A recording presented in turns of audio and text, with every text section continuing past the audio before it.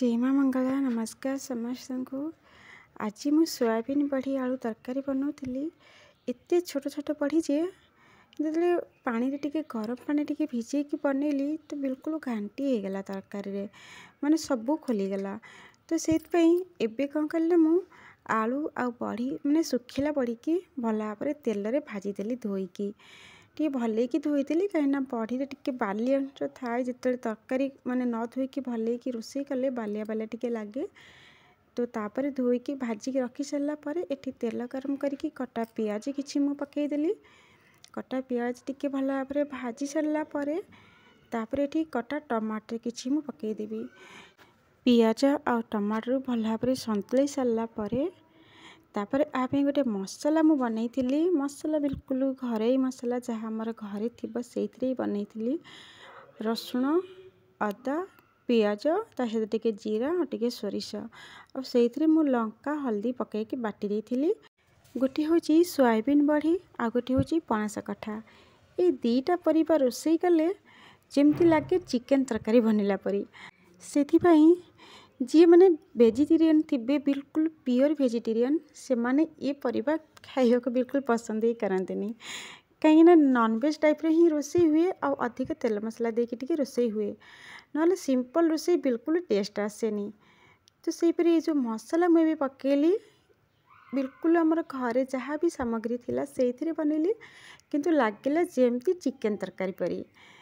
तो एबे कौन करिबा भल भाव मसला को टिके आमे कषिदेबा। तो मसला टी कषि गला परे मसला जार रे आउ टिके पानी देकी भल भाव जो मसला सब लगी धोईकी टे पकईदेली। एबे आउ टिके भल भाव कषिकी 2-3 मिनट पर्यंत घोड़ेकी छाड़ीदेवा कहीं मसला तर भल भाव सीझीज आ पानी भी जहाँ भी थी कंचा स्मेल थी सब भल भाव हो जाइथिबो। तो एबे देखो मसला काढ़ी देखिबा बहुत बढ़िया भाव मसला आमर सीझी जाइए माने संतुली हो जाइए। तो एबे कौन करवा जो चिकेन मसला रखी थी चिकेन मसला एबे आमे एथिरे पकईदेवा किंतु जेमिति लागिबो चिकेन तरकारी परी टेस्ट। आ ये सब्जी भी सही टाइप रो टिके माने भले कि न रोषे कले माने सोयाबीन बड़ी टिके भले कि रोषे न कले खाया बिल्कुल टेस्ट लगेनी। तो एबे चिकेन मसला पकई सारा पर आ गोटे मिनट बस एमती घांटी दे भल भाव जेकोसी सब्जी रोषे कले मेन हूँ मसला। मसला जदि आम भल भाव कषिकी माने भल भाव संतुली रोषे करवा तो बिल्कुल भी जेकोसी परिबा होना कहीं बहुत टेस्टी लगे। तो एबे टिके पानी देकी आउ टिके भल भाव में संतुलाई देवी। कम से कम मसलाटा ही संतुलाइया मत 5 मिनट कि 10 मिनट लगी जाए जेकोसी परिबा रोषे कले। तो से टिके लेट भी हो जाए रोषे करिया माने तरकारी। तो एबे मसला बहुत भल भाव कषि हो गलानी। बाकी जो आगुर मु भाजिकी रखी थी माने संतुलिकी रखी थी आलू आ बड़ी एबे एठी मु बड़ी आलू पकईकी आउ टे भल भाव मसला भल भाव गोलेकी पानी देकी कम से कम 5 मिनट पुणी आ बसिया को पड़ो नहले बड़ी तो आमर सीझी जाइए। आउ जो मिल मेकर माने मिल मेकर कहतु कि सोयाबीन बड़ी कहतु जहाँ भी कहतु आम कौ साइड कौ भाषा कहती सी तो माने ओडिशा रे गोटे साइड गले अलग भाषा ही चेंज हो जाए गोटे साइड आउ गोटे भाषा ही चेंज हो जाए एम टाइप तो हुए। तो आमर एपट साइड रे सोयाबीन बड़ी भी कहती आ मिल मेकर तो बहुत कम कहती। सोयाबीन तरकारी जिते बड़े रोषे कले अधिक पानी देवाक पड़े नहले आमे भाभी माने जो हिसाब से आम पानी देथिबा माने झोल रखापी तो सी तर सुखिकी काठ ही हो जाइथिबो टिके ठंडा होला परे। तो से अधिक पानी देकी माने टिके अधिक झोल रखिले तो तरकारी जेतिकी आवश्यक माने खाइबापी झोल सेतिकी हो जाइथिबो। तो एबे एठी मुझे अधिक पानी देइछि कहीं आलू तो जी सीझी जाइए किंतु मिल मेकर भी सीझी जाइए। तो फिर भी माने खाई पानी ही बहुत खाई माने परिबाटा।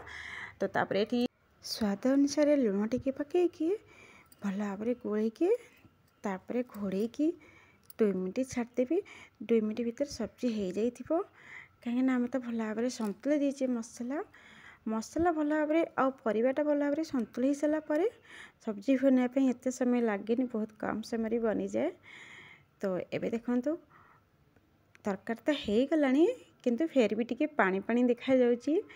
एतिकरे ही मु बंद करदेवी कहीं ना आउ जदि आम टे सुखिला करदे तो बड़ी सब पानी ही खाईदेव माने पीजीव आ किछि रथि माने सुखिला बिल्कुल तरकारी हो एबे मु गैस ऑफ करिकी कटा होइतिबा धनिया पत्र पकेकी तापर देखंतु केते सुंदर देखा जाउची तरकारी सुंदर तो देखा जाउची किंतु पानी पानी ही लागुची कहीं ना पानी ही टिके रखिया पड़िबो ना हले पूरा सुखिला ही झोल हो जीवो।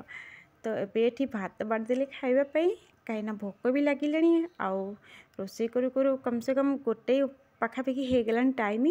तो यहाँ गाधुआ बेल रोषे तो ता पूर्व भी आउ जहाँ सब आइटम करी पिला स्कूल जावाई सेटा भी अच्छी। तो तरकारी एबे देखंतु केते गाढ़ा गाढ़ा हो जाइए ना सेतले केते पानी थिला किंतु एबे देखंतु केते गाढ़ा हो जाइए ना मिल मेकरटा बहुत पानी ही पी जाए। तो एबे तरकारी तो बनी सारी तो केमती कौन लगे वीडियो दी निश्चिंत कहिबे।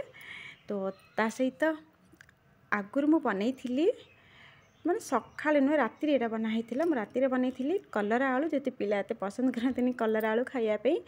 तो से सहित सकाଳେ मु बनई थी कोबी आलू संतुला आउ सबुठु अधिक पिला कोबीटा ही भल लगे सबु पिला खाली मुह पिला नहीं सबु पिला कोबीटा ही भल लगे कहीं छोट पिला माने तो माने कोबी बहुत सहज माने खाई दियंती से कि ना माने पिता लगे ना कंटा अच्छी ना कौन अच्छी।